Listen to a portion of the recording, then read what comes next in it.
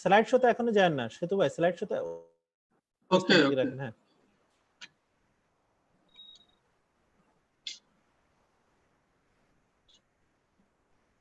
Beautiful. Beautiful picture.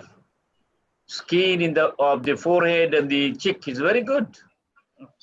This is taken from Wi-Fi. Yes, sir. Wi-Fi.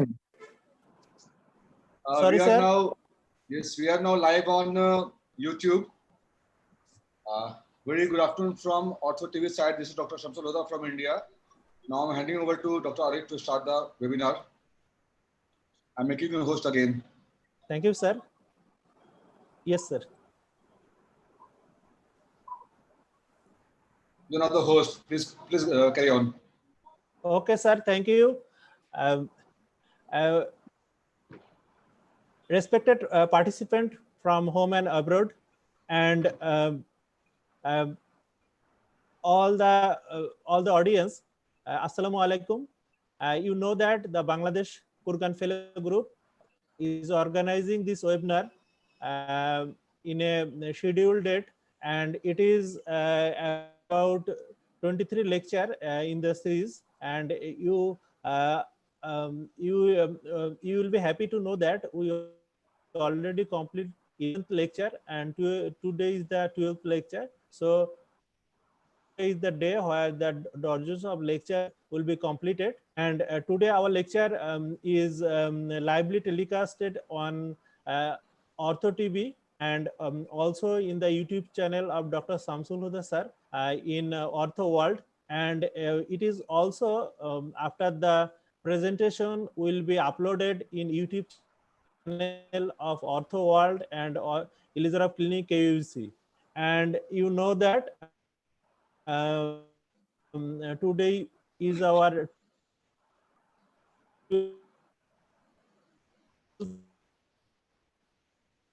presentation. Bari sir, please give us. Mufakkal Bari, can you hear me, sir? Mufakkal Bari, Yes. sir, can you hear me, Yes, sir? yes. Sir, Can you hear me? sir, Okay, you can start now. Okay, we can start now. Dr. Nazmul Setu, can you hear me, sir? Nazmuludda. Okay, thank you. Okay, Nazmul Setu, you can start your presentation and go on.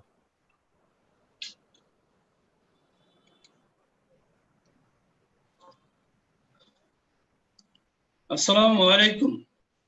Good afternoon. Still, corona situation is not good in our country, so everyone should save yourself and use mask and keep distance and stay safe. May Allah bless you all. Welcome to our webinar session, lecture 12.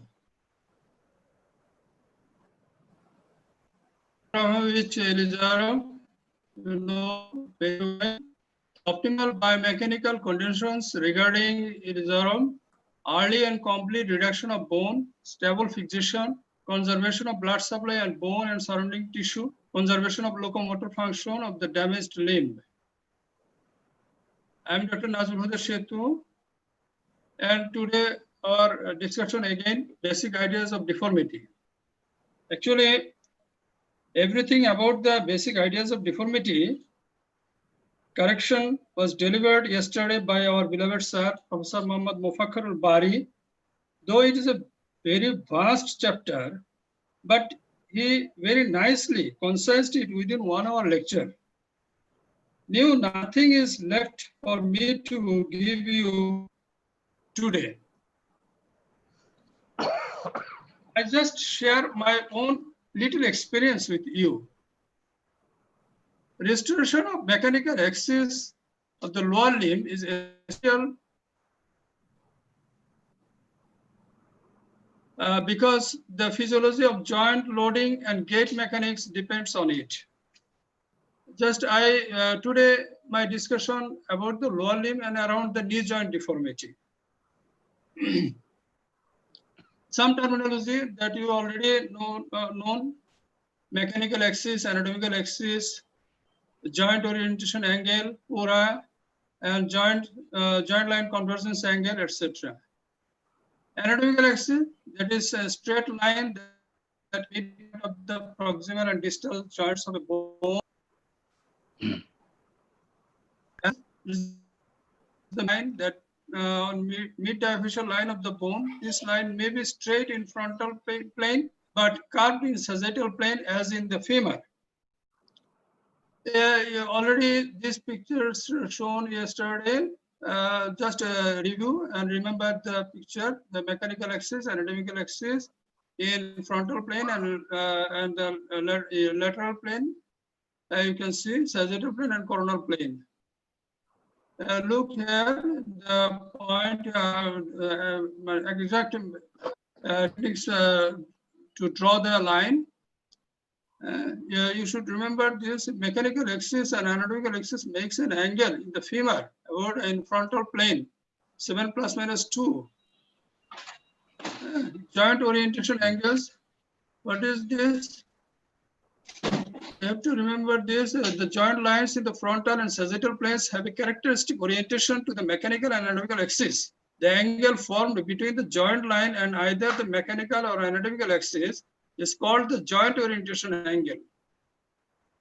For easy description and understanding, the nomenclature are made in this way. M for mechanical axis, A for anatomical axis, M for medial angle, L for lateral angle, and etc. Look, just for your memory, remember, for example, APPFA. That means anatomical posterior proximal femoral angle. Look here, lateral proximal femoral angle, that is normal in 90 degree, 85 to 95 may have. Mechanical lateral distal femoral angle, that is 88 degree. It may be 85 to 90 degree. And there is a joint line convergence angle, normal, that is 0 to 2 degree. And these are the pictures already shown you yesterday. These are, we are not taking time here, just passing the slides. Just look at the mechanical tibiofemoral angle, mechanical axis deviation,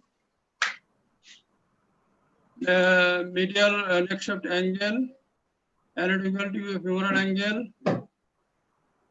And look here, when we stand in easy position, the mechanical axis stands on the ground at 3 degree angle. You can see here, when you start to walk, then it becomes in 90 degree. Joint line convergence angle, angle formed between joint orientation lines on opposite sides of the same joint is called the joint line convergence angle. This angle normally 0 to 2 degree. If there is an angulation on the medial side and more than 2 degree, it is called the valgus deformity. If there is an angulation on the lateral side and more than 2 degrees, it is called varus deformity. And look here, the joint line convergence angle 0 to 2 degree normal, and if the angle is 2 degree more than from the medial side, that is called valgus deformity, and if it is on the lateral side, then it is called varus deformity. Mechanical axis deviation, the distance between the mechanical axis line and the center of the knee in the frontal plane is the mechanical axis deviation. The normal mechanical axis deviation 9.7 millimeter medially up to 15 millimeter is acceptable as normal. More than 15 millimeter is called varus deformity. If the line crosses laterally from the center of the knee, then it is called valgus deformity. What is alignment? Alignment is the collinearity of the hip, knee, and ankle. Orientation refers to the position of each articular surface relative to the axis of the individual limb segment. Look here, the anatomical axis, mechanical axis deviation is the normal 9 ± 6 here. And mechanical axis deviation, if it is in the lateral side, then it is called valgus. If it is more than 15 degree in the medial side, it is called varus deformity. Cura. Cora, that means for angular and rotational deformities, a special term proposed by Dr. Yasuri from Osaka, Japan, is used center of rotation of angulation.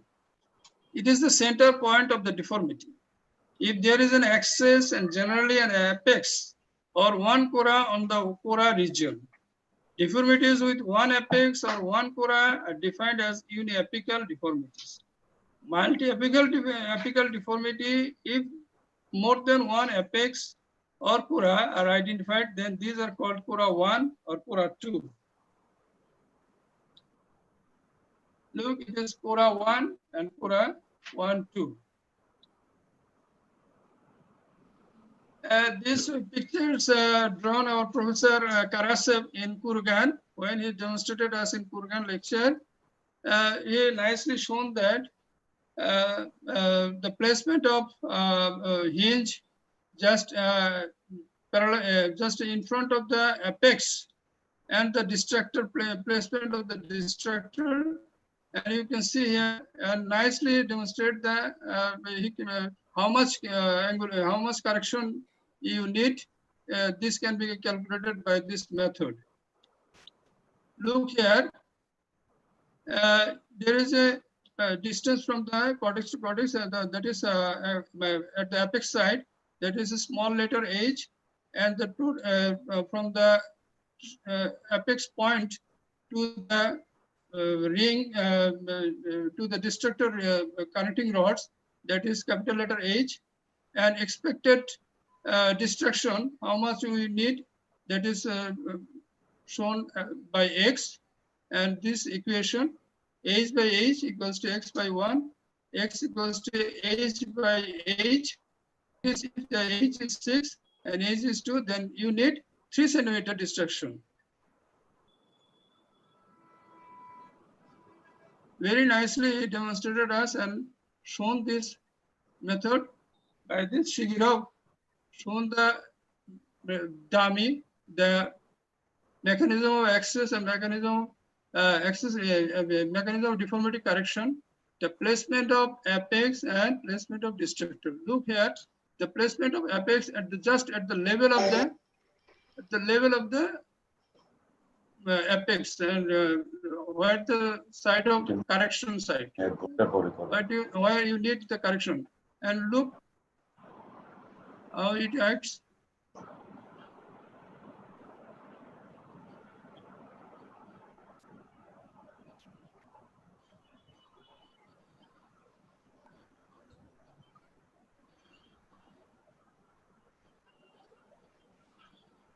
Again.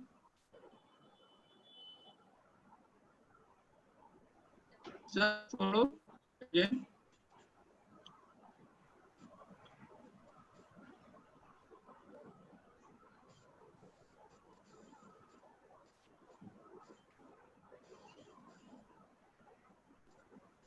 And look, if the placement of hinge is not in proper position, that was shown by our Professor Bari sir yesterday very nicely by his dummy projection.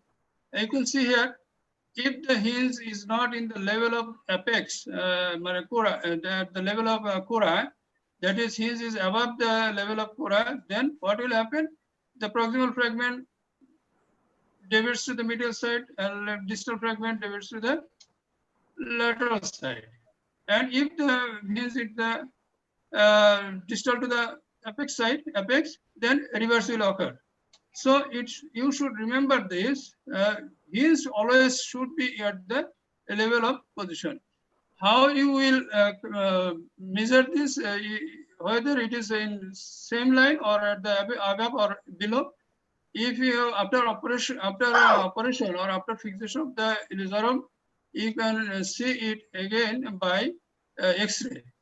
Then you see the distance from this rod to the anterior surface of the cortex, and this rod to the anterior surface of the cortex. If this distance will be equal, then it is in the same level.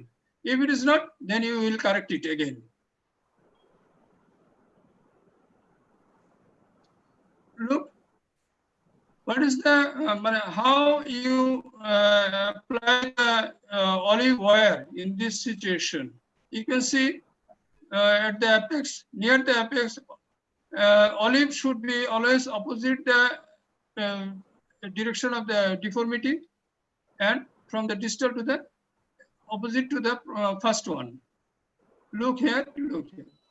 Exact mechanism of force you can see here. Thumb press here and your finger pull here. So the deformity will be corrected in a straight line. Become straight line. You can see here. Now it is a case, 23 years young boy, non-union distal third, right tibia fibula, fracture in proximal third of the same tibia fibula. Now problems are shortening, non-union and valgus deformity. You can see here.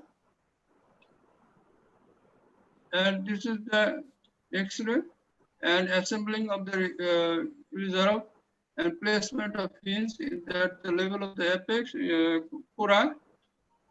And later on, gradually destructive here, and as well as lengthening for correction of the LLD. And later on, you can see here the callus will form, and he can stand now with one leg and can sit. And before removal of the reserve ring, we have to follow some rules, basic tips about the reserve ring fixator removal.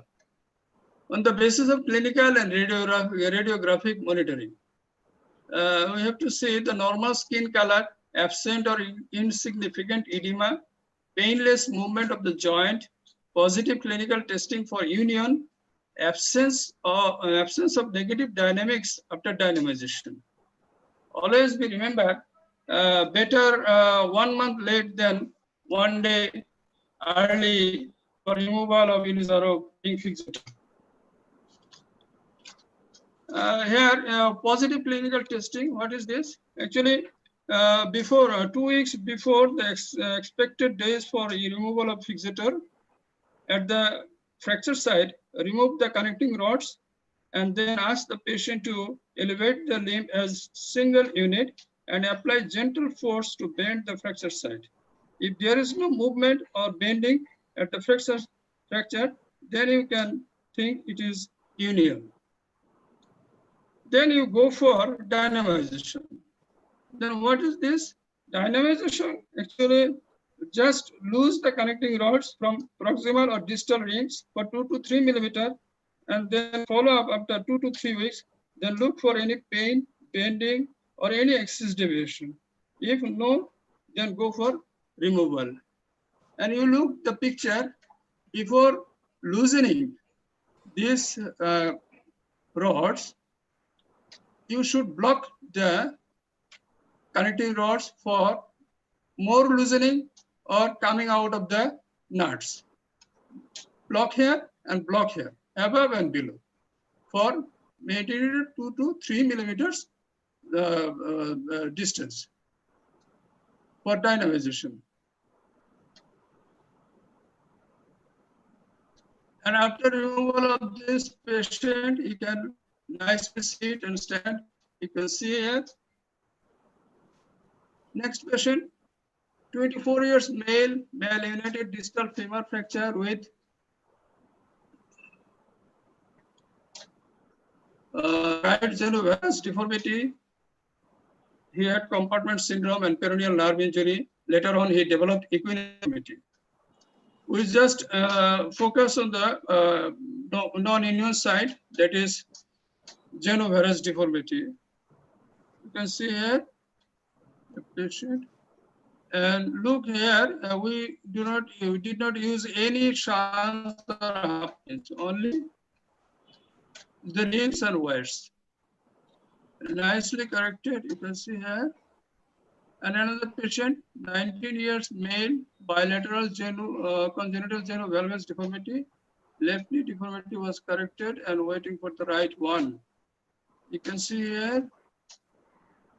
Another problem in our country, that is full-length X-ray from hip to ankle. It is very difficult. This is done from our biocenter that is owned by our Professor Bari sir. Otherwise, it is very difficult to do in full-length X-ray. It is a problem in our country also. We have some limitation here. And this is the X-ray. You can see here that he is very straight on the left leg. You can see, and you can see here. And another case, 17 years female, post-traumatic right genovalgus deformity. This is also corrected. Next, this is a 9 years girl, post-traumatic fixed flexion deformity of right knee and calloused at 90 degrees at varus deformity of the left knee. You can see here, this is the patient. And you can see the placement of the hinge and in the axial plane, and this is the swivel hinge, that is distractor hinge at the posterior part. You can see here, and later on, then we remove the after straight of the leg, and then remove the Ilizarov ring and correction for the correction of the left one. Look here. And this is, you look here, there is a bending, but another mechanical axis in the same line. And she is very young, so it will be corrected gradually when he becomes more aged. Look here, and this is the lady. 38 years old female, flexion contracture of bilateral knee. She got her new life after 20 years by Ilizarov method. This is the beauty of Ilizarov method. You can see here. When she comes to me, look, about 20 years she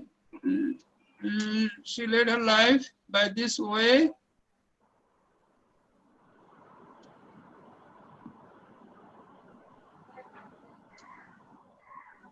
And then I did it in this manner. You can see here, we apply the hinge, and this is the distractor. This is augmentation by anterior hinge. And after that, remove the anterior hinge, axial hinge, and distractor hinge. You can see here. And after correction, more or less, and after total correction, after removal, you can see here, patient is standing. And we remember when patient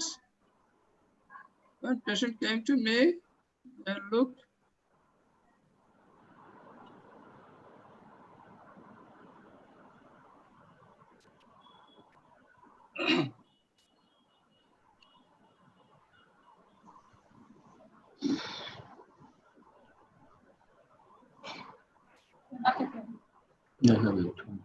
after treatment of 1 year, and look for the, this is only by the Ilizarov method.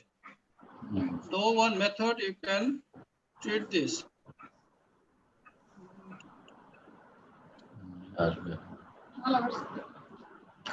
Look.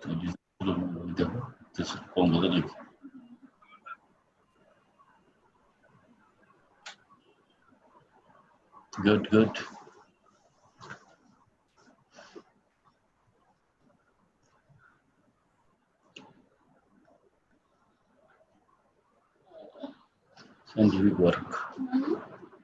Scientific work.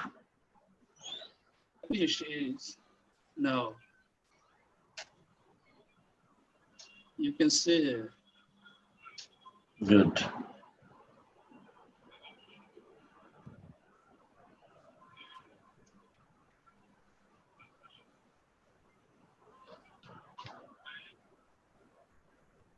This is the beauty of Ilizarov. And my professor and This is our lovely place with the garden of Elizarov Center, Kurgan, and in front of the hospital and in front of the statue of Elizarov, you can see. And this is the beauty of Bangladesh.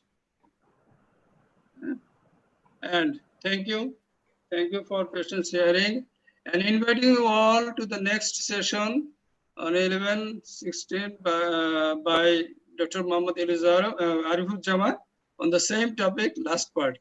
Thank you, sir. Dr. Muhammad Elizarov. Thank Good. Dr. Nazmul Huda sir for your brilliant Yes, sir. presentation.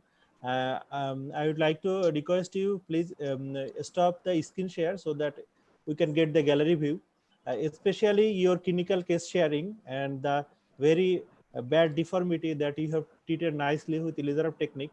And also, I congratulate you for presenting the very terminology of the different deformity parameter. Sometimes we do not know the terminology, and it is very difficult to understand the deformity in different stages of correction. Problem? And you know that every day we conduct the session as a manner that we give the participant sometimes to just organize their question and send it to me in the chat box or WhatsApp, or you can directly ask the question by raising hands on the pressing the icon of hand raise. And before going to the proper question answer session, I will go to Professor Mufakkar Bari for a preliminary comments of the today's presentation, and after then we'll go for question answer session. Professor Mufakkar Bari sir, can you hear me? Yes, I can hear you all. Yes sir, please have a comments today's session. Yes, dear friends from Bangladesh and other countries, especially from India and from Nepal and from Nigeria. I see a lot of people. Just 1 minute, sir. I want to give you one information that our very good friend, your friend, Dr. Harshad sir, is on YouTube of OrthoLive, and he is watching from Bangalore. Just for your information, I want to. I don't. He's watching, but he's not in the screen. Not in the screen, but he is on Ortho TV Live, sir. You know that it is okay. Okay. Thanks, Harshad. He's watching our session. It's good. Yes, sir. So, dear friends, thank you very much that you are here and you are hearing the talk of deformity correction. I must congratulate my very beloved Nazmul Huda Setu, has nicely described everything. And you see the cases that he has shown. You must need courage. How can you help? See, he has shown the deformities around the knee, and by putting the only biocompatible thin wears. This is Elizarov. You can help. If the quality of the bone is not good, if you use only the wears, you can improve the circulation, new vascularization, bone quality only by biocompatible thin wears. And he has not even used any single chance screws. You could do that. If you use that one, that you are violating the principle of Elizarov. You must keep it in your mind. So, and last case he has shown, you see, the lady was 20 years. Can you imagine yourself? She was walking, just sitting, supporting with his hands. And after correcting them beautifully with Elizarov fixated, 2 rings below, 2 rings up, and with the hinges, he has rightly corrected gradual, control, coordinated stretching with the placement of the hinges. Here, tissue genesis, everything. Think about all were contracted, starting from the skin, muscles, nerves, vessels, everything. Gradually, if you correct, you can have a very good, fantastic. And this is the law of tension stress. With the distraction, histogenesis, created by the Professor Gabriel Abramovich Ilizarov, and the biological parameters that he has mentioned. So thank you, Nazmulhuda Shetu, for showing us very beautiful cases. I always feel proud when I see my students, they are doing very good things. This is the creation. You can show something externally, what is happening. You have seen what was before and what after. And nicely he has shown everything. Thank you very much again, Nazmulhuda Shetu. Now you can go for question and answer session. You can ask the questions.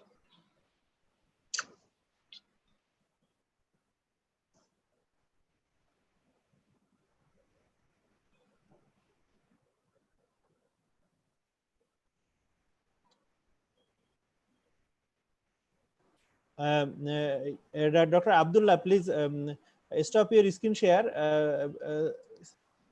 because for technical difficulties, your screen comes in front, so that we cannot go to the usual question answer session. Abdullah, can you hear me? Please stop the screen share. Okay, thank you, Abdullah. Thank you, Professor Mufakkar Bari sir, for your nice words and always encourageous words for juniors and your followers. And now I am going to the question answer session. So far, I am not seeing anyone is sending any question. So I'm going to the message box. So if we don't have question just in this position, so we can go to the question answer session at the next part. Now I want to go to my Professor Mufakkar Bari sir. Sir, you have seen that Nazmulhuda Shetu showed us a slide about when the fixator should be removed. Sir, what is your opinion regarding, because the juniors and even the senior person frequently remove the Ilizarov ring fixator, and there are some complications like refracture and the recurrence of the deformity. And so it is very crucial and very important to know the Ilizarov surgeon regarding the criteria of removing the Ilizarov at the end of the treatment. Please share your opinion and your experience, sir. Okay. In the meantime, we are waiting for the question. Regarding the bone, callus formation, good regenerated bone, how you can remove? Number one, if you see that in the X-ray, your quality in X-ray always going for removing or dismounting the apparatus, you must see X-ray in 3 views. If your 3 cortex are visible, that they are consolidated, fully united, then you can take decision that you can remove or you can dismount the apparatus. This is the one thing for the bone regeneration. A soft tissue, as for example, he has shown the joint of the knee. As for example, you have taken time 3 or 4 months or 5 months for going for distraction, full 100 degree. If you do it a little bit hyperextension, it's better, because some orthopedic surgeons, they're thinking when you remove, it will again go back. No. 3 times. As for example, you have taken this, you have taken 2 months or 3 months for full distraction. Then you wait for 2 to 3 times more, so that you're lengthening tissues, soft tissues, the genesis that you have created by Ilizarov ring fixator, then you will not go back to again in the original position. You understand me? Yes, sir. Okay. And sir, ask Nazmulhuda Shetu, how much time you took to straightway that lady, and after how many days you've removed the apparatus, and post-operative after remove the apparatus, what you advise your patient? The question to Thank you, sir. Nazmul Huda Setu. Thank you, sir. Sir, actually, I did it about 8 months. Gradually distracted regularly 1 millimeter, and later on, after the patient's tolerance, regarding patient tolerance, then it increased.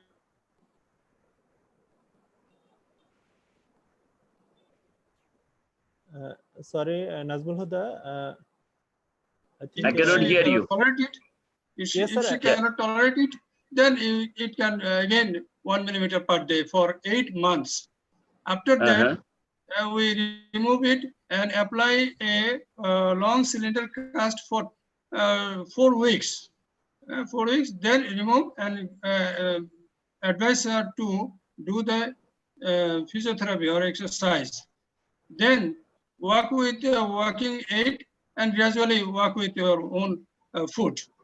Then after 4 months, that means after the treatment of 1 year, she came to me without any aid, like you can see here, she is normally walking with smiling face, and she is very grateful to me and also the Elizarov method. You can see here. Thank you, sir. It depends. It depends on case to case.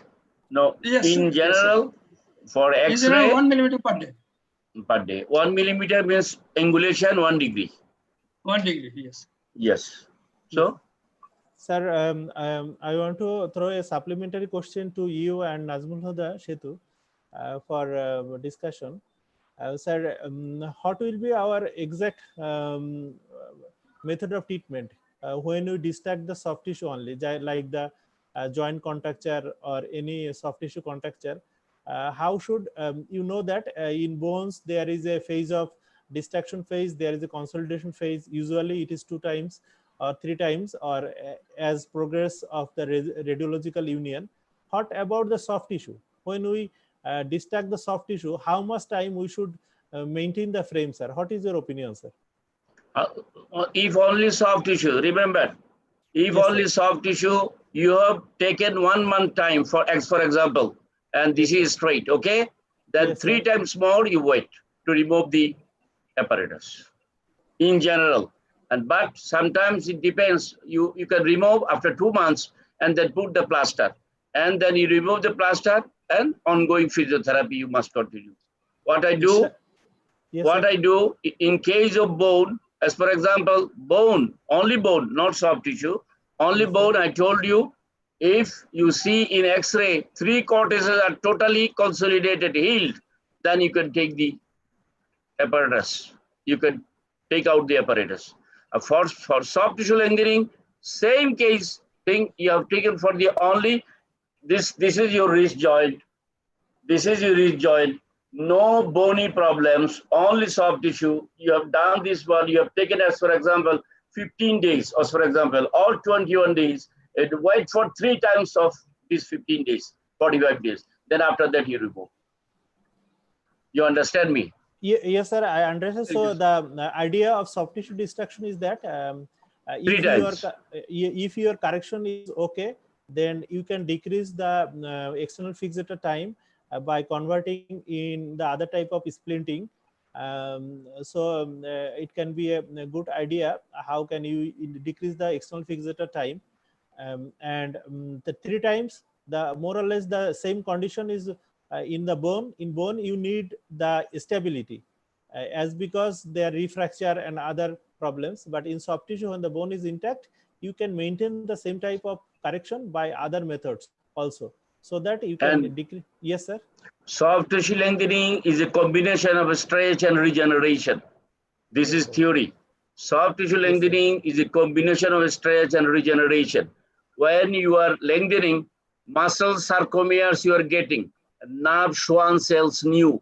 You must know that one. Schwann cells, muscle fiber sarcomeres, and soft tissue lengthening is a combination of stretch and regeneration. So these are the things. This is for soft tissue lengthening, soft tissue histogenesis. Nazmul Huda Setu, do you want to add anything? Yes, sir.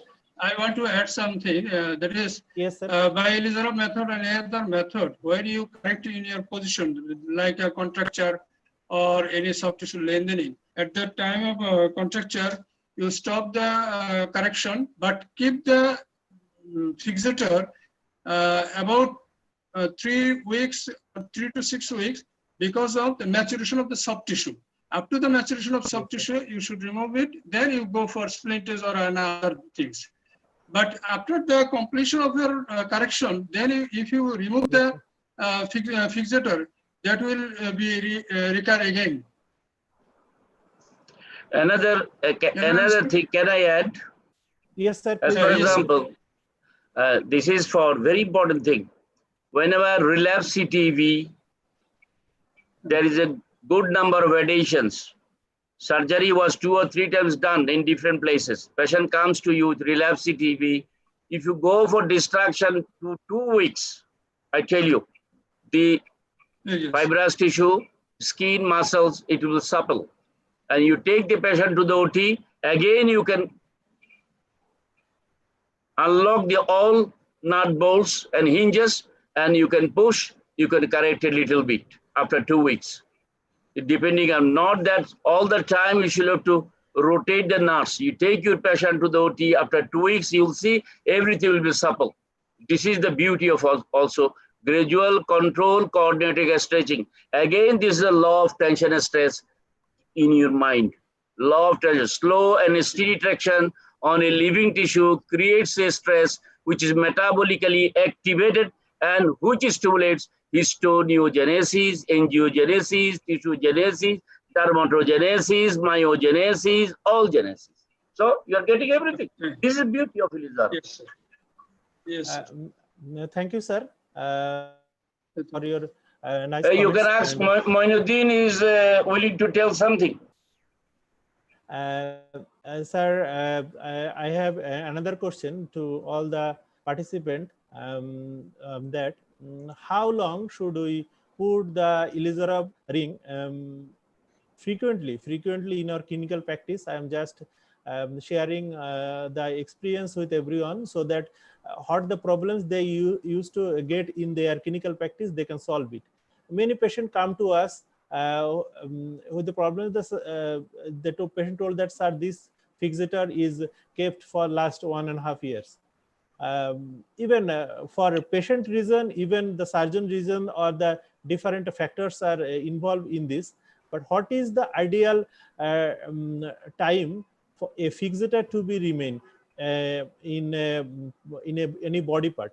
What is the highest time, and what are the measures that can be taken if you want to put any fixator for very long duration? Sir, please share your opinion. Everyone is open for participate in this discussion. I will go sequentially in different participant. Before going to that, I want to go to Moinuddin sir. What is from Chittagong? What is your opinion when you get a patient who kept his Elizarov ring for very long time? What you usually do, sir? You are asking me? Moinuddin sir first. Sir. Moinuddin sir. Okay, Moinuddin, please. Can you hear me? Yes, sir, I can hear you, sir. Yes. You get everything. For Rajmundar Sidhu for nice presentation, and our great professor Fakul Bari sir, and again thanks for give floor to me. If there is too long time for Elizarov fixator, if there is no sign of progression or then you have to think if it is correctly placed or correctly constructed. Is there any dogging side problem? I usually saw that there is sometimes some Elizarov patient comes from anywhere, somewhere, and there is in the frame for 1.5 years or more than 1 year, and there is no dogging side, no dogging. Then you have to think, then you have to open the fracture site and direct clear the fracture site and dogging and rearrange the earlier to your response. Thank you. Okay, sir. Thank you for sharing your clinical experience.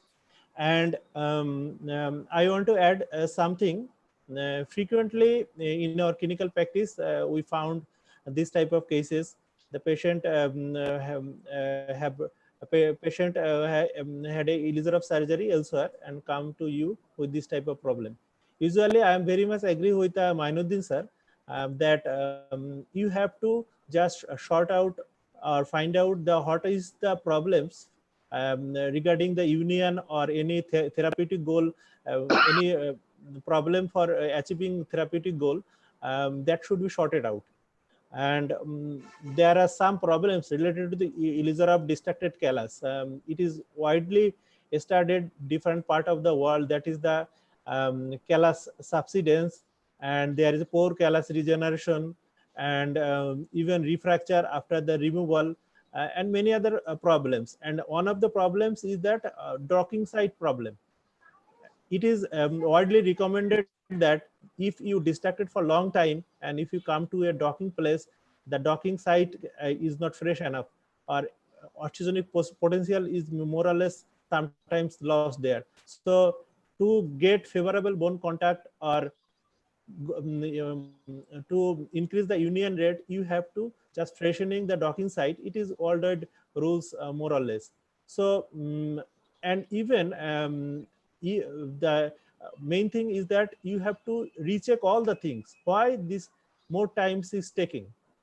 So you may have to need to redo the elixir fixator, may have to need to refreshen the docking site. And other thing is that I just asked the question in the Kurgan Center, different professor, sir, should I need to just change the wires if I put the elixir ring fixator for a long time? What is your opinion? They just agree with me that if you need to put the elixir ring for a long time, usually in clinical practice, I got most of the wires got infected usually after 6, 7, 8 months, even 1 year. Usually these wires are loosened and got infected. So if you get this type of wire loosening in case of elixir ring fixator for a long time, you have to change this. So always counsel the patient because in our country or in our situation, for entering the operations theater in second time or frequent time is very bothersome for the patient. So you have to counsel properly. You may need to change some little bit, change some wire if you need to go for long time. And other thing is that I just throw this question in the next session when the Dr. Abdullah presented about the distraction osteogenesis, and what are the measure to be can be taken for increasing the strength of regenerate. Bari sir advised us to just inject the aspirated blood, autologous blood, and sometimes he used to put micro injury by drilling with K-wire, and other is the accordion method to produce microfracture. And I think everyone is free to you can add some comments. What are the measure you can take for increasing the quality of the regenerate? I have seen in the different part of the world that they use low intensity ultrasound, and sometimes the BMP and other things. But the elixir, you know that even the elixir group of people, and we've seen in the Kurgan that even they do not want to put both also. So it is my question to Professor Mofakkar Bari sir. What is your opinion regarding how to increase the quality of the regenerate? You have told me as the various technique also. Is there any other alternative or any other experience do you have? Please, you can share, sir. Mofakkar Bari sir. This is the very important question and important thing for the orthopedic surgeon. Inna Allah ma'a sabirin, that means orthopedic surgeons must have patience. and the orthopedic surgeon treating the patient must have patience. And that's why very important thing is that when I was a young surgeon, I all the time told patient, oh, within a short time, everything will be okay. Don't worry. That was the young decision. Young surgeons always talk like that. Now at this stage, what I am doing, when patient comes to me, I come and quietly tell or advise the patient, counsel him, this is the best treatment method, technology, but I tell best, I always utter this. This is the fantastic technique, but you should have to follow my instructions. You have come to me of your own decision. I have not invited you to come to my place. But since this year, for the last 40 years, since my residency, started residency 82, when I tell my patient, look at me, sir, 82, how old are you? You look like young. I'm telling you, frankly. And I tell, these are the situation you should have to maintain. Dhorjo, patience, and you must follow my instruction. And you will get a very fantastic good result. I tell them. And if you don't follow my instruction, you will face this problem, this problem, this problem. That's why when I put the Ilizarov, I have written one book, How to Live a Life with Ilizarov Apparatus. Because you should have to live minimum 3 months to maximum 1 year, 1.5. But outcome will be good. I tell my patient, if you live for 60 years, 70 years, 1 year, nothing. You have suffered 2 years, 3 years, 4 years, but outcome will be good.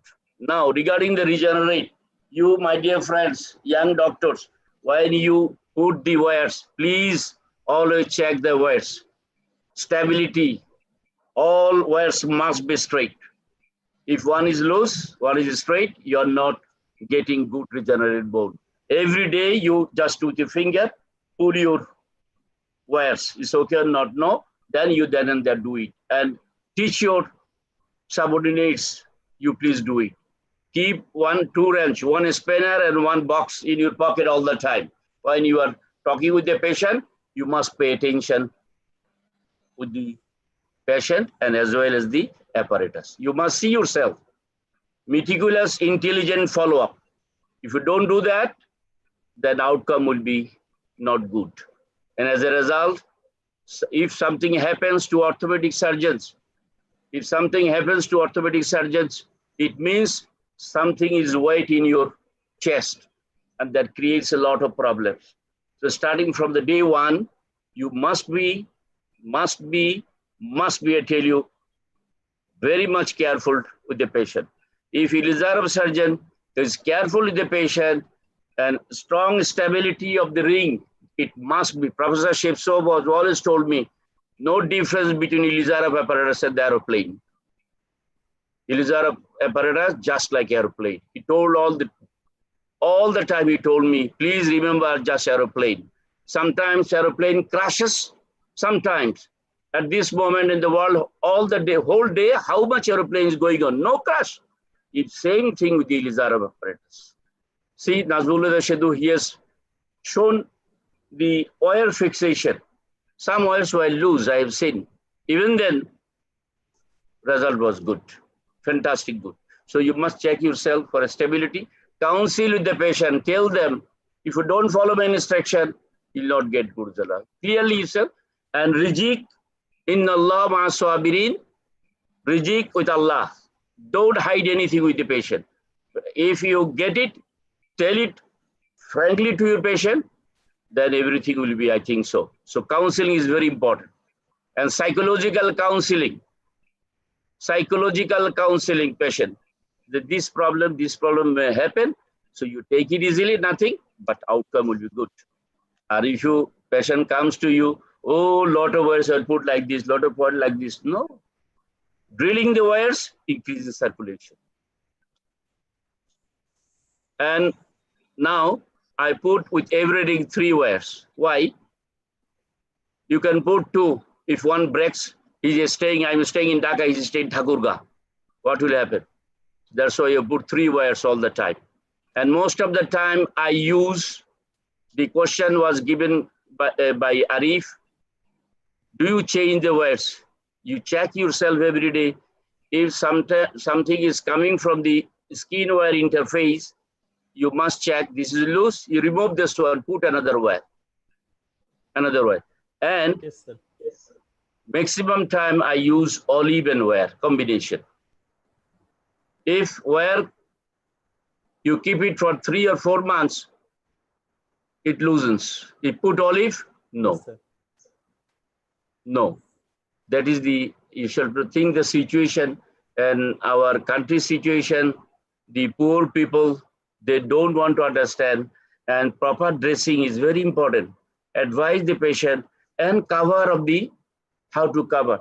I supply the cover to the patient. I give the wrench, 1 spanner, 1 box. I give the book, that's how to live a life with the apparatus. As soon as the patient admitted, I'll do the surgery tomorrow. Today, I'm giving my subordinates, they give the book. You read this. You must answer some questions. And you are the doctor. Patient will believe you, not your subordinates. If you tell something, then they will believe you. This is the way you can get good result with the Elizarov apparatus. Thank you very much. Thank you, sir, for your nice comments. Usually, the Elizarov system is a closed system of follow-up. And my professor rightly said that Elizarov system is like an aeroplane. If you landed in an airport, you know that how much maintenance works every time. The airport staffs and engineers just want to usually carry out during your landing in any particular airport. So Elizarov technique, you have to follow the patient and don't get just lazy during follow-up of the patient. Okay, this wire is a little bit loose. Okay, leave it. We'll do it in another time. Don't do that. Usually, every time my professor Barisar told us when I was resident, every day, every follow-up you check. And he used to put us to just tension all the wires of the patient, every nuts, and check everything very routinely. So you have to teach your patient how to take care himself after every loading. He have to check the nuts because when there is loading and when there is deformity correction, there is different hinges. You know that if you put a rod, it is very stable, but when you put many hinges, because when we put many hinges, there is some interface movement between the hinges. So you have to tighten this very securely.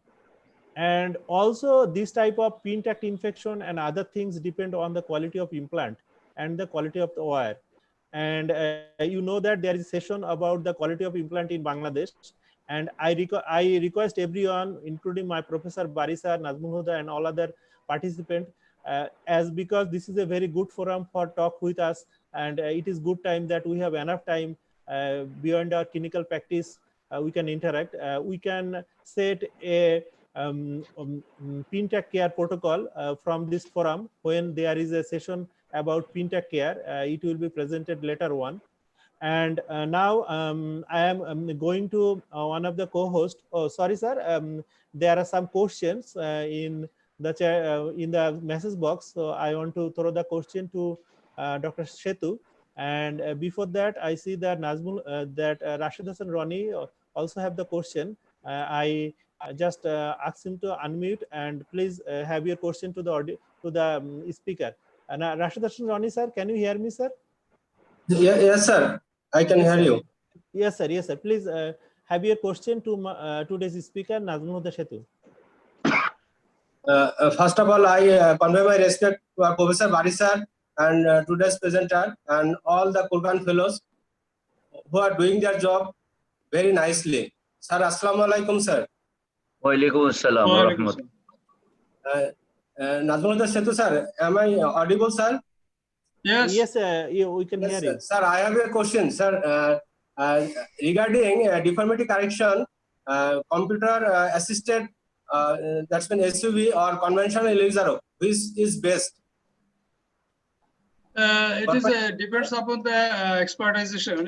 SUV method, it is not well popular in our country because it is very much clumsy to me as well.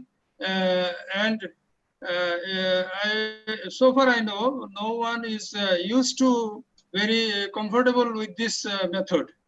SUV is not it is not popular in our country.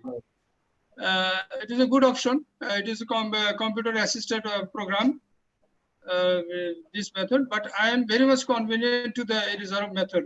That is basic Elizarov method, that is from Kurgan method. Okay. Rasheed Ronnie, thank you. Sir, Bari sir, you may notice that every day Rasheed Ronnie have some question and he is very much enthusiastic to learn the His brain is always, just like hot water. It's very good. And thank you, sir. Thank you, sir. Every time Bari sir told us that read and think and read, and every time explore new things. So I think Rasheed Ronnie is on the right track. And now I want to add something with Nazmul Huda Setu sir. There are several studies. Even every time, last time we went to the Kurgan Center, they told us that they have different group of surgeons from the UK, United States and the Russian group. They are doing their tailor frame in some particular patient, and the Russian group of surgeons are doing the Elizarov in the same sittings. But every time that USA group of patient, USA group of doctors just put some wires and go to the screen of the computer and have some calculation and come back, and it is a very time consuming, and sometimes there is a problem between you, there is a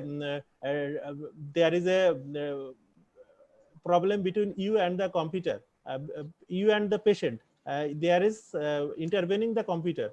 So computer can prevent you to go very close to the patient, and there are some also the human error related to the calculation, and you must keep it mind. I am seeing that Samsul Huda sir is just Dr. Arif, there is another question from Adekunle Abed. Yes, sir. Yes, sir. I'm going to that. Before that, okay. Samsul Huda sir is just putting his hands up. Sorry, please, sir, add. Okay. Thank you, Dr. Arif. I just want to add some more to the question of Dr. Rasheed Ronnie about ortho-SUV. Yes, no doubt, Elizarov is a wonderful device for correcting any complex deformities or limb lengthening. Ortho-SUV or tailor special frame is a new addition. This is more of a computer-assisted 6-axis deformity correction. So this helps in easily going through. If you have just a Windows software, you can correct complex deformities with this. If you can just allow, can I just share a small slide for that? You allow me? Yes, sir. Definitely, you can share, sir. Yeah. I just allow the sharing mode. Sir, you can share now, sir. Okay. I'll just share a small case just to add how we can add correct deformities with SUV.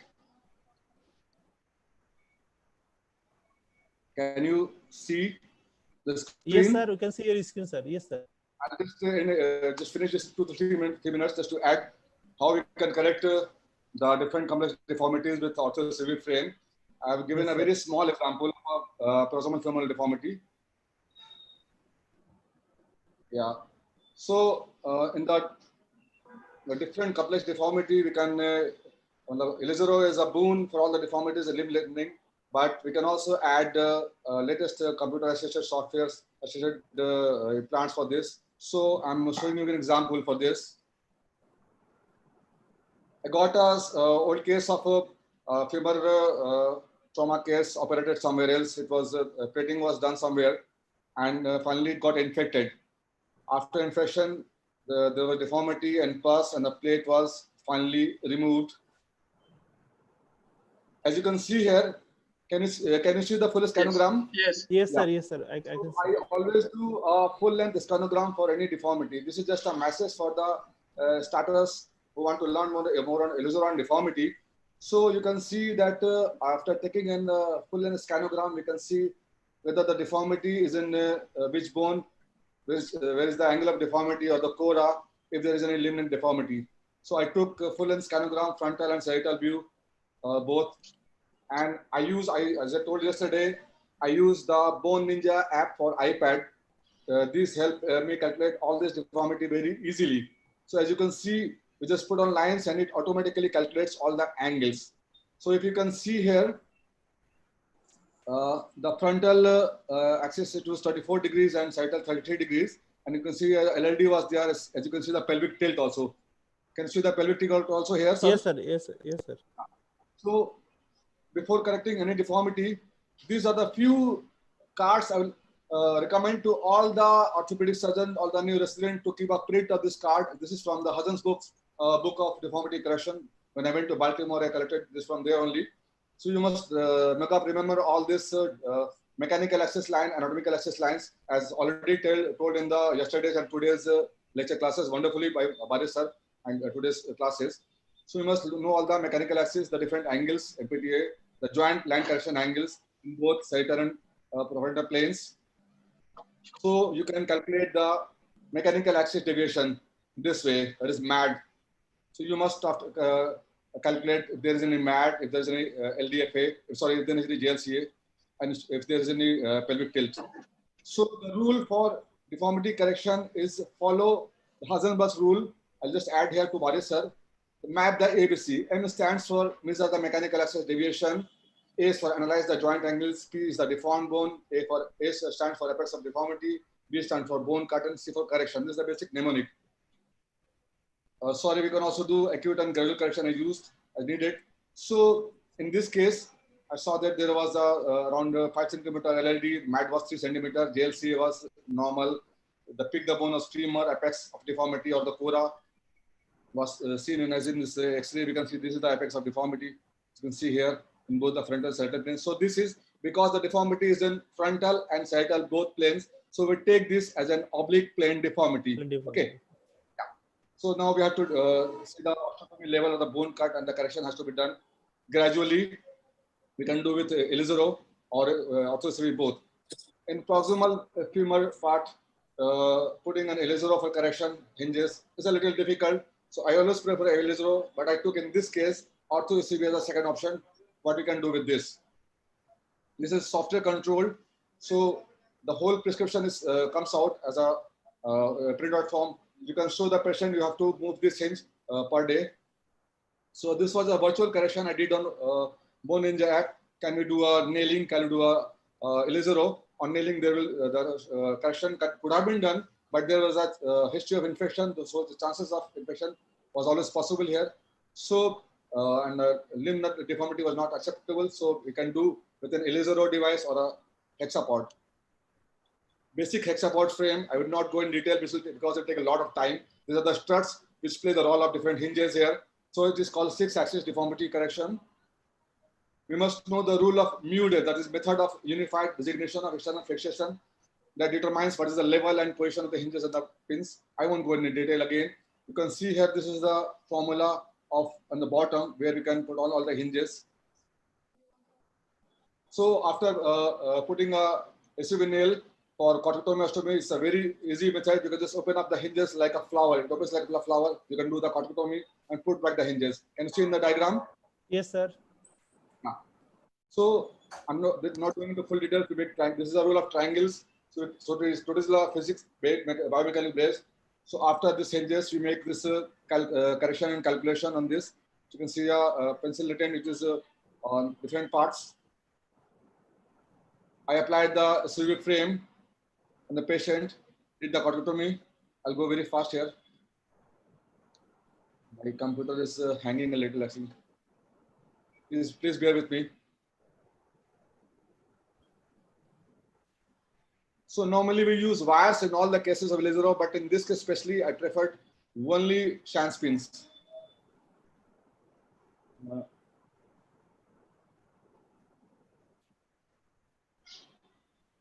Sir, you can end the show and can just start from here. Maybe. Okay, I'm stopping the share. Okay. Can you do it from there? Yes, sir. Yeah. Yes, Fine. It's fine. It's fine. Okay, fine. Now you can see here after, can you see the X-ray? Sir, please Can you see the share your screen, sir. We cannot see your screen, sir. Please, okay, wait.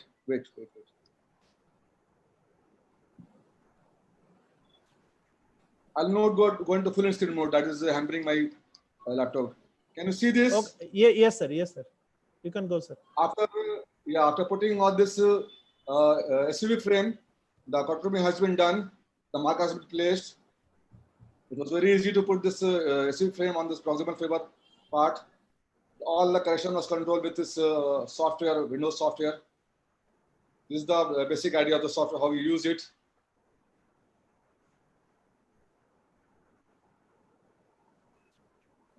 Again, it is hanging. Hello. Okay, I'll just share with you the last X-ray.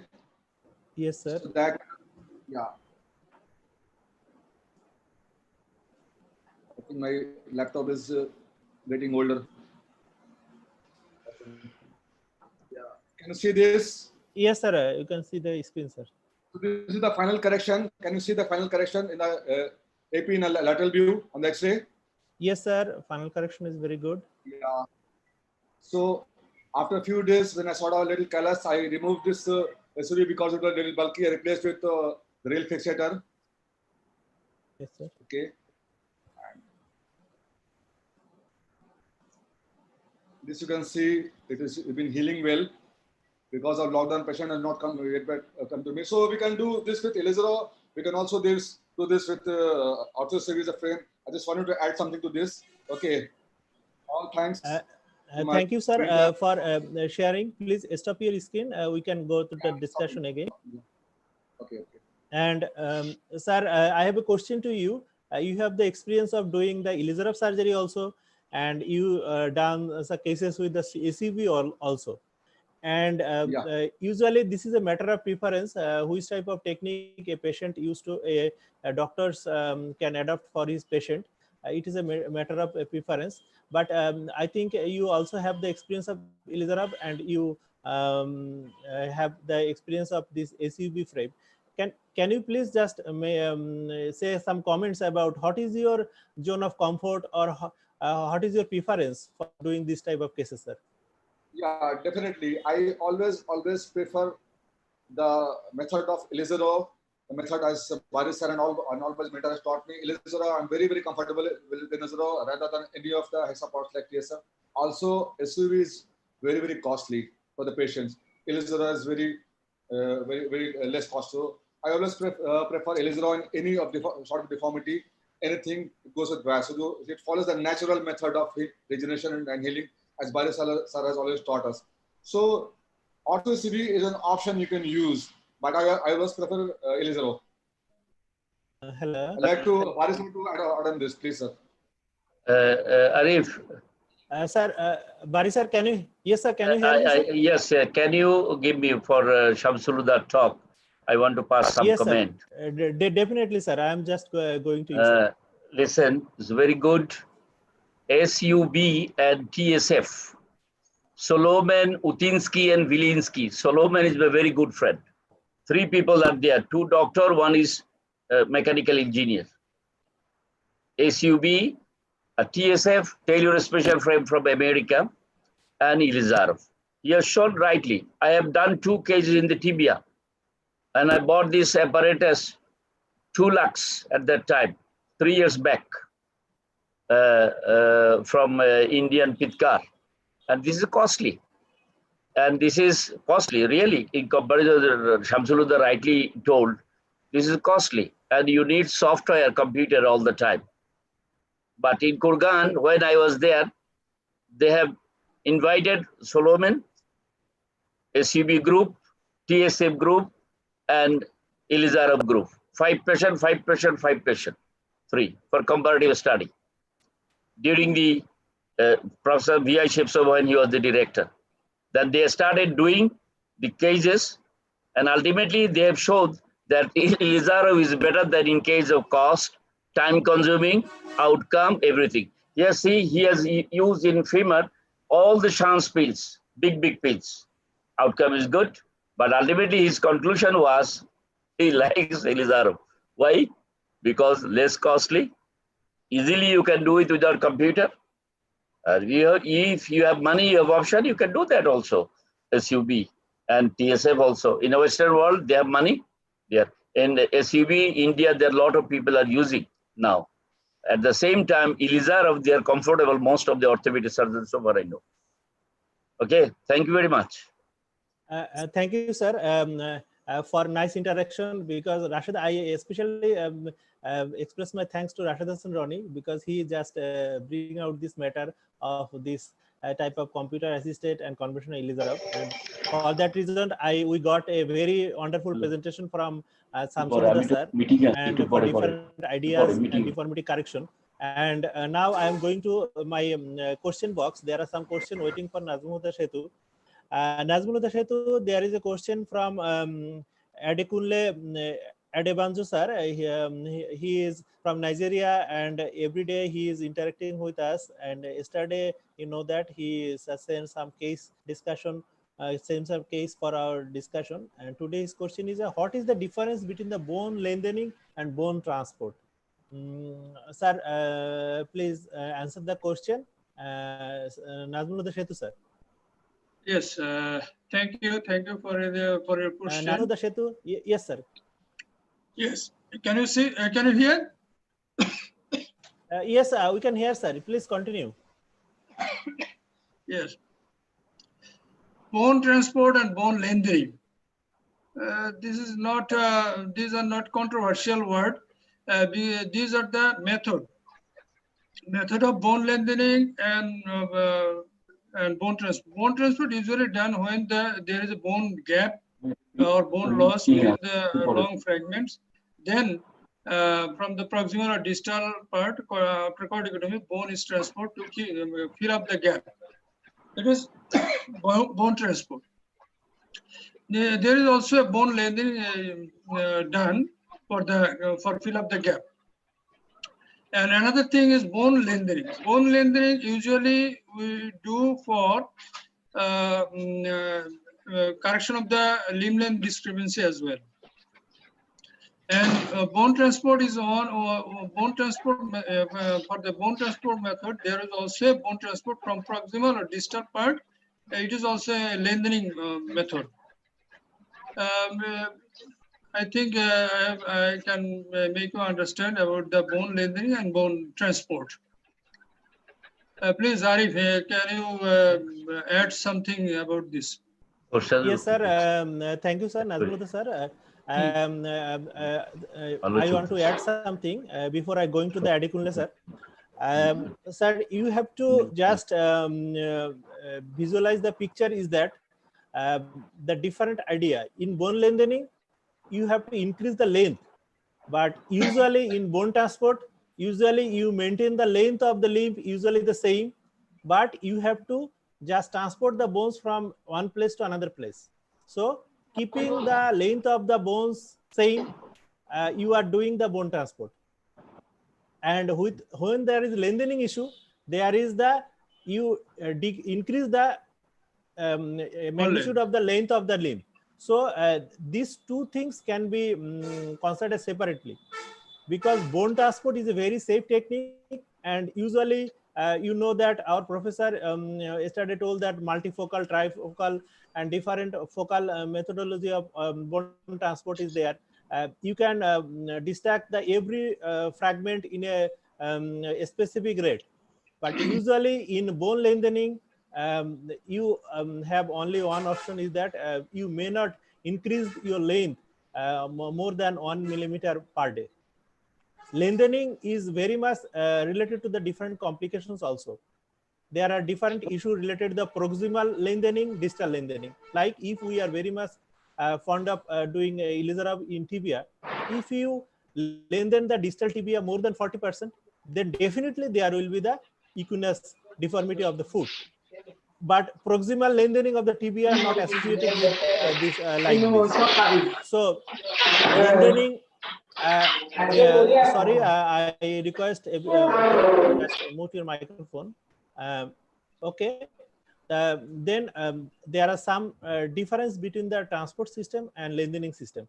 And so you should keep it in mind for considering the anatomy and other vital structure is that, and one thing to be added, if you just lengthen the proximal tibia, your chance of complications with the peroneal nerve is more. But if you lengthen in distal tibia, the chance of complications of the posterior tibial nerve in the tarsal tunnel is more. So there are little bit, there are some consideration you should have to consider during the lengthening. But in transport, this type of consideration usually not so severe. And other thing is that in transport system, you maintain the limb usually in same length, and then transport the bones one place to another. And lengthening system, you increase the length also. So I want to go Adikullah sir, if you have any complementary question, and then I will go to the Professor Mufakkal Bari sir to overall comments about this question. Adikullah sir, can you hear me? Yes, I can hear you. Yes, sir. I can hear you. Yeah. Yes, sir. Please, you have the question and So you got the answer. What is your opinion of regard? Yeah. It's okay. The complementary question is that can you now do both together in the same limb? Imagine that patient I discussed with you. Yes, sir. If you can remember the patient I discussed with you, there is bone defect. Yes, sir. You can do the both. You can do the both. And now I am going to Professor Bari sir to comments about this bone transport and bone lengthening. What is your opinion regarding this point of discussion? Bari sir, can you hear me? Rightly, Nazmuruddin said, rightly you said. Transportation gives lengthening. Transportation, when you go for transportation, to fill up the gap. If you don't transport, you cannot get lengthening of that part. As for example, cosmetic lengthening. If patient is dwarf, here no transportation, you go for lengthening. Okay, this is the example. And the Adikullah arise the question: can you do it rightly? Yes, you can. You have a big gap in the lower 1/3 of the tibia, 7 centimeter. 7 centimeter. In the lower 1/3 or 8 centimeter, and the upper portion tibia is, as for example, 8 centimeter. So you can do a corticotomy there for lengthening that part, and below you put 5 rings, and you can go at corticotomy and you can go for transportation there. Am I correct? Definitely, you are correct, sir. Yes. And, same. Both sir, you mentioned, Arif mentioned rightly. More accurately, and Shetu is also mentioned rightly, and that question was Adikullah, also right question. That I have tried to answer the question. Whether you are agree, I don't know. I have a complementary question, because this is a very basic forum for discussion. Many of our surgeons want to that clarify their knowledge about what they know about bone transport and lengthening. Sir, just think a situation is that a patient need lengthening and also the bone transport for decreasing the bone gap, or the this two type of problem the patient has: the bone gap, also the shortening. Who is a problem you should address first? Both the problems simultaneously, or even go for the gap completion first and then go for the lengthening? Which is your strategy, sir? Yes. In Russia, in Kurgan, they call this apparatus compression distraction apparatus. Compressione distrazione apparat. They always tell this. Because you are going for distraction and going for compression. It depends on the surgeon. If surgeon likes that I'll go for lengthening and go for the compression, you can do that. If you wait, you are killing your time. In Elizarov surgery, you can do both. When you do the osteotomy for lengthening and bone transportation, you're increasing at the same time vascularity. Even if you have infection, to eliminate infection, vascularization of the infected center is increased by the biological stimulation of corticotomy. This is the theory of Elizarov. Am I clear? Yes, sir. Sir, for clarification of the different participant, I want to throw another complimentary question to you. Sir, usually every time we are in confusion that we know that Elizabeth surgery usually permit us to distract the bones about 1 millimeter per day. Already we in all other discussion we got that idea, and also the histology and other details. Sir, if a patient needs lengthening and also bone transport, then you do a you are doing a trifocal trifocal approach. Sir, what will be the distraction rate in every place? In lengthening place, can I give 1 millimeter per day, and distraction can I give 1 millimeter per day? Is there any problem or anything? So just want to clarify for all. Yes, this is a very good question. Depending on the age of the patient, if patient is below 20, energetic, good, regenerative bone is good. If patient is more than 25 up to 40, I think in one situation. If below 40, I think in one situation. And at the same time, you will start with the normal way. If you think that after 7 days, 8 days, pain is increasing, you stop for 1 or 2 days. Then you can decrease the rate 3 times a day or 2 times a day, no problem. It depends on your thinking. And doing the X-ray, go for the regenerated bone, then you can proceed again. And autologous bone, I told you, if you think that there is a callus, is a scanty callus, not good callus, you can put the autologous bone blood also. It also helps.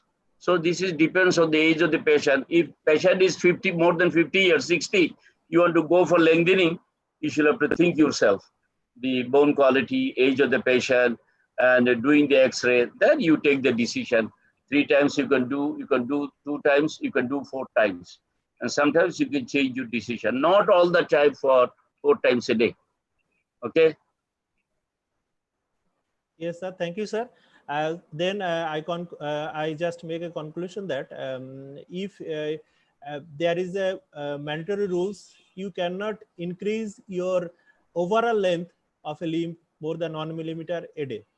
But yes, you can transport the bones in every focal point, 0.25 to 0.5, even 1 millimeter per day.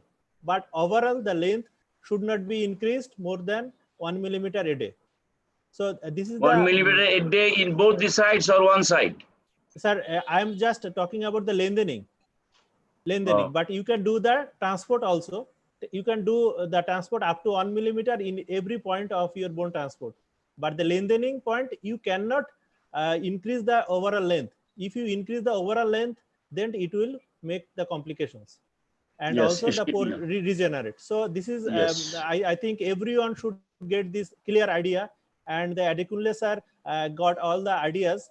And now I am going to the some co-hosts of this session. And after that, I will go to Dr. Kamruzzaman and Dr. Ghulam Mustafa. Dr. Ghulam Mustafa, are you here? Dr. Ghulam Mustafa. Okay, please unmute your microphone. And as your co-host, Ghulam Mustafa sir, can you hear me? Yes, I can. Yes, sir. Please, you just present all over the session, and please make your comments and your question or other things you can have. Please go. Thank you, Dr. Arif. Thank you, Nazmul Shetu sir, for your nice presentation. I think it will be helpful for us, and especially the case you shown, the knee contracture. It is very good. Thank you. Thank you. Okay, for your time-oriented or very short comments. And now I am going to Dr. Jaman. Dr. Jaman, Kamruzzaman, one of the Kurgan Fellow and a very talented orthopedic surgeon from Mymensingh. Dr. Jaman, if you hear me, please unmute your microphone and have your comments, and you can also have question to our presenter today.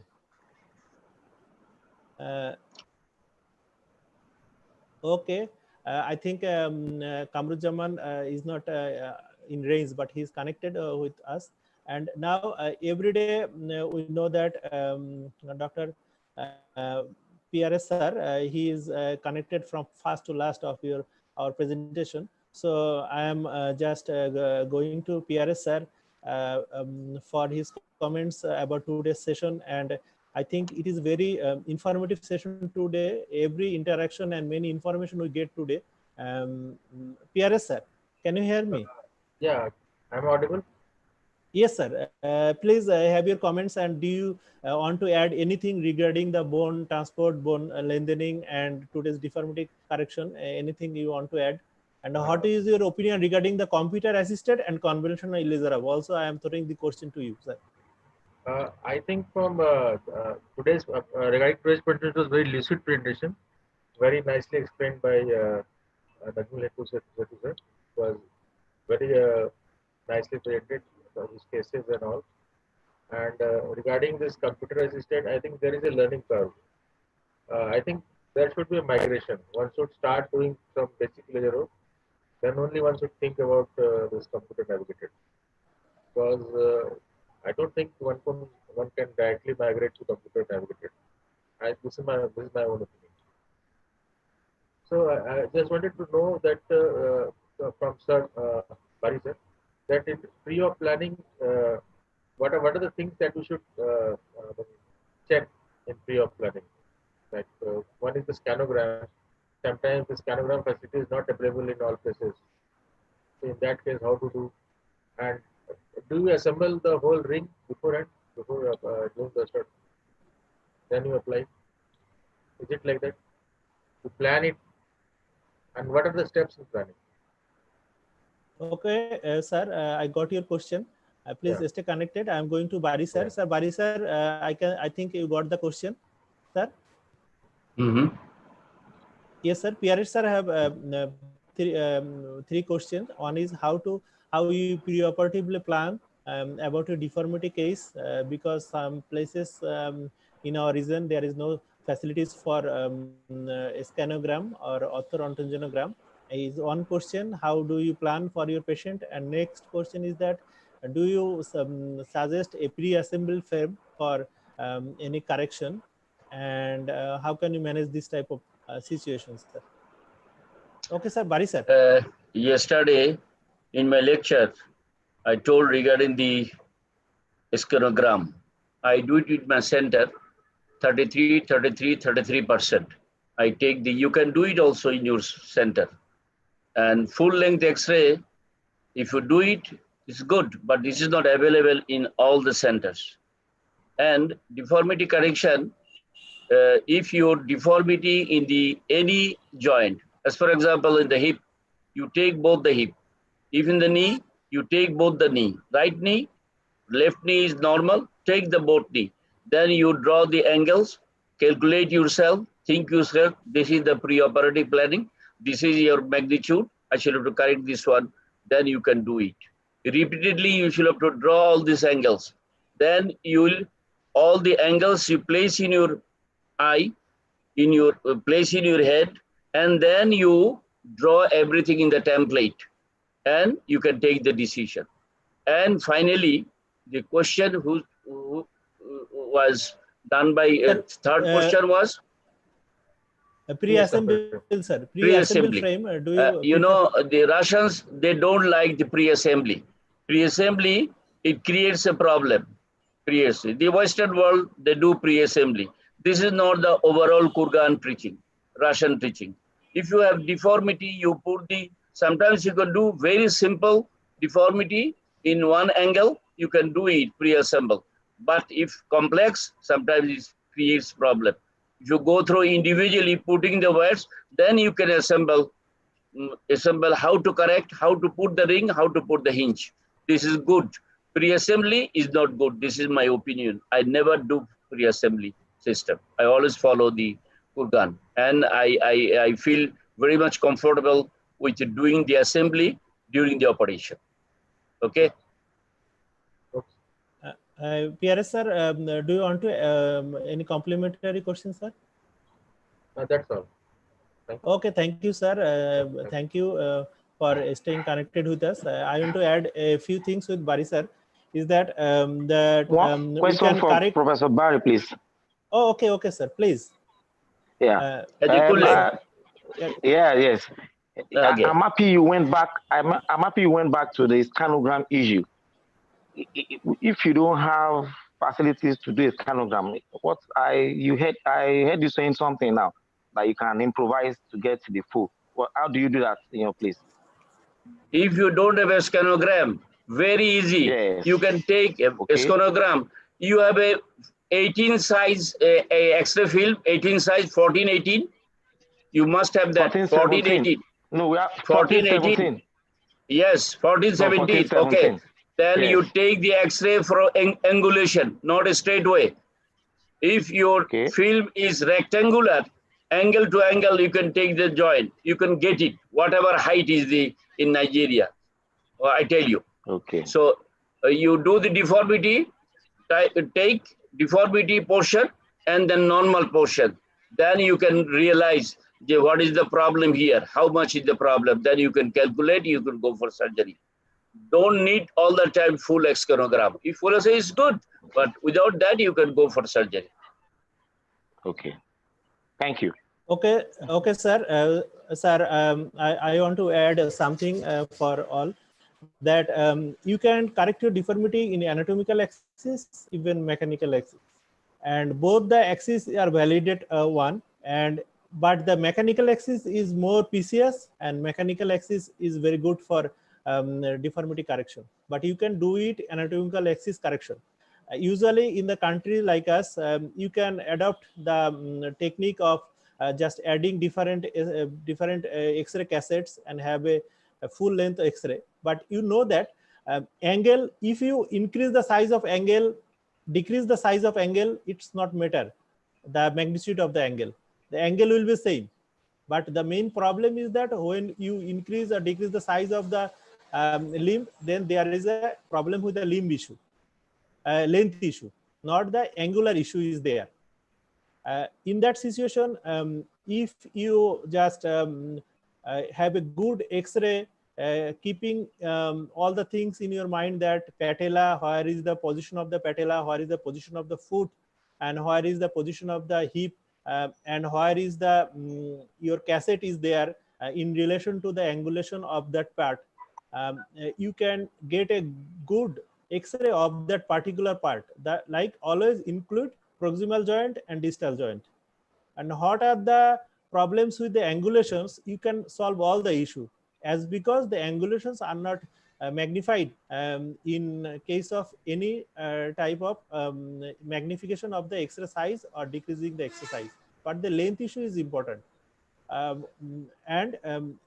think it is very good discussion for us that we can set also a low cost cheap protocol to get the, how can we get the full orthodontogenogram, and other is that when the length issue is there, the foot length is also important. So I think we will go step by step as we want to extend our this academic session whole of the year. Subsequently, we can address all the issues on the later on. And now I am going to Dr. Nazmulhuda Shetu, and then Mufaqqal Bari sir, and then Samsuluda sir. And we are at the end of the session. There is 3XM 7BQ admitting in our. Okay, 7 I'm going to Nazmulhuda Shetu. 7VQ. Nazmulhuda Shetu, can you hear me? Yes. Please pass some comments, and Yes, we yes. are coming to the end of the session. Aruna 3x below 3 normal, x bodo hate, m choto hate, 7 normal. Thank you for a nice conduction of this session, and thank you for all audience or for patience sharing. And Barisa, you can send SMS to him, just password and SMS, so that he can get connected, sir. Okay, keep contact with us for the next session also. And we try our best to give the basic idea, basic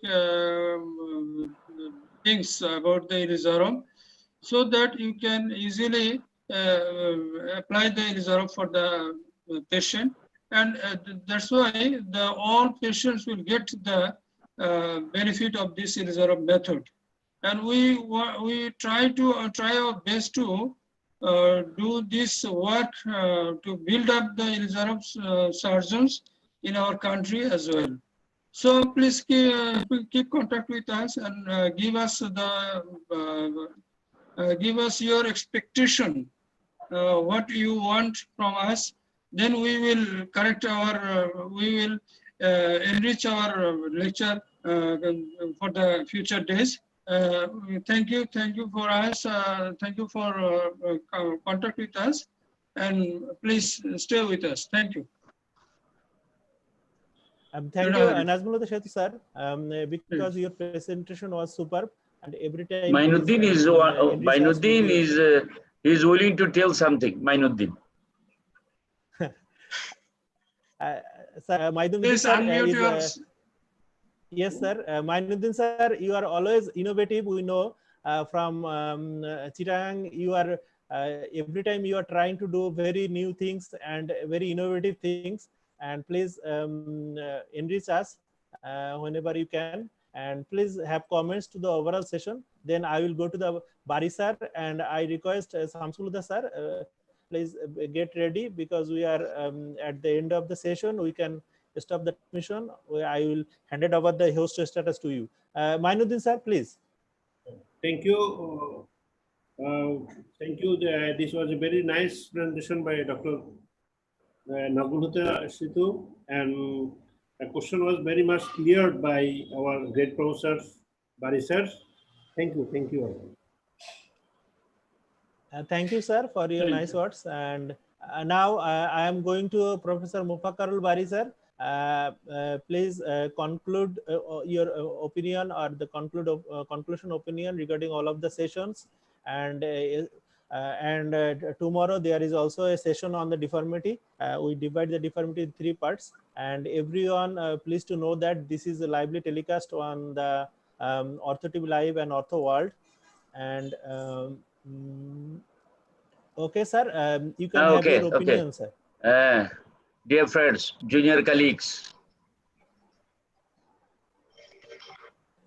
and my foreign friends, it was a good talk. Deliberation was good, discussion was good, interaction was good, and we learned a lot of things from everyone, especially the deformity. Whenever you talk deformity, Ilizarov must come here. Without Ilizarov, no deformity. No deformity in the human body. You cannot correct. Other options you have, lot of options, but biological parameters on the basis of Ilizarov. Law of tension stress, Ilizarov. Then first biologic law, Ilizarov. Second biologic law, Ilizarov. Rate and rhythm by Ilizarov. All the fixators, external, everybody is following the Ilizarov parameters. So deformity, we are talking, we are learning, interactions. I tell all the time, they are learned from everybody. And I love to learn. And so tomorrow, Arif will talk, he will show his cases. So you attend, try to learn. And we'll, from Bangladesh, we'll be able to decentralize the Ilizarov teaching, not in my country, in the whole world. And that is our great success for our young generations. And young generations are so enthusiastic. I'm very happy. So stay blessed. Almighty Allah will help you all the time if you're in the right track. And I hope you are in the right track all the time. Thank you very much. Thank you, sir, for your nice comments. If you get your interest in Ilizarov surgery, you will not just think other technique or other thing. Every time your mind is on the Ilizarov technique, and you are thinking about the Ilizarov technique. And now I am going to Samsuluddha sir. Please unmute your microphone. I am giving back the host status to you, and you can end the session and also pass the comments about overall session. We are just at the end of the session, sir. Samsuluddha sir. Yeah, hello. Thank you, Dr. Arif. Thank you, Dr. Bari sir, for again a wonderful session. Keep the learning continuous, and for all the audience, follow the rule of biology and physical rule of Elizaro Boone. Right now, I'm outside in my car, so I think my network is not very strong. So I'm ending the live session right now.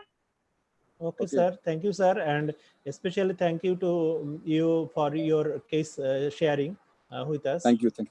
With Thanks SUV. a lot. Thanks a lot, sir. And please come. Please stay connected with tomorrow. It was another session on deformity by me, sir. Okay. Thank you. And I request everyone, yeah. sir, please send back the host status to me, and